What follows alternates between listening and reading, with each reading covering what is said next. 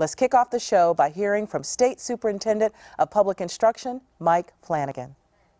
You know, I think the key challenge that we're facing right now in the state is a little bit of denial that the problem isn't as bad as it really is.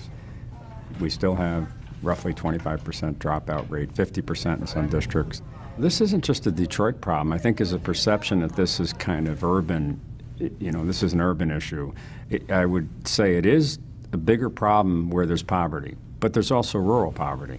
And then there's pockets of poverty even within so-called suburban districts. There's a face and an image of urban dropout that just is not real. This is a problem across the state. It's a problem across the nation. I was clearly headed to be a dropout, and I was a New York City kid, and we moved to Long Island, and I didn't fit in really well.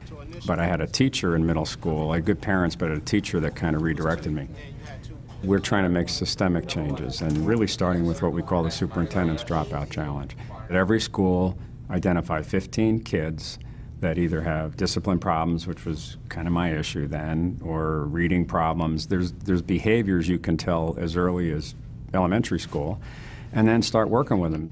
It's already, for the 1,300 schools that have signed up, in this relatively short time, there's already been, I think it's a 9-point-some% decrease in the number of dropouts that they've had.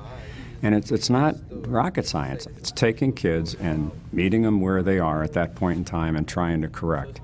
The encouragement is that with the proper supports, you can succeed. And, it takes the parent and the community and the school itself.